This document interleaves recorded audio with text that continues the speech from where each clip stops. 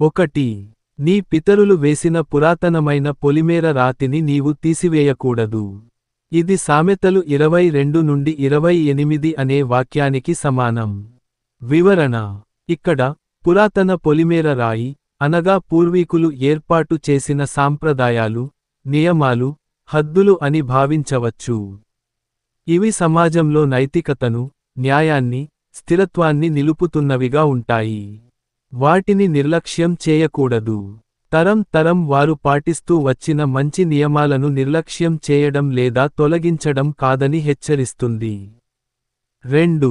తన పనిలో నిపుణతగలవానిని చూచితివా? అల్పులైన వారి ఎదుట కాదు వాడు రాజుల ఎదుటనే నిలుచును. ఇది సామెతలు 22-29 వచనమునకు సంబంధించినది. వివరణ: ఇక్కడ చెప్పే సందేశం ఏమిటంటే, ఎవరి పనిలో నైపుణ్యం ఉంటుందో వారు సాధారణంగా తక్కువ స్థాయి వ్యక్తుల ముందే కాకుండా ఉన్నత స్థాయి వ్యక్తులు, రాజులు వంటి నాయకులు ముందు నిలబడతారు. అంటే దక్షత ఉన్నవారికి మంచి అవకాశాలు వస్తాయి. వారు గుర్తింపు పొందుతారు, గౌరవం పొందుతారు. మొత్తం భావన: పూర్వీకుల బోధనలను గౌరవించాలి. అలాగే మన పని మీద నైపుణ్యం పెంచుకుంటే మన స్థానం కూడా పైకి ఎక్కుతుంది.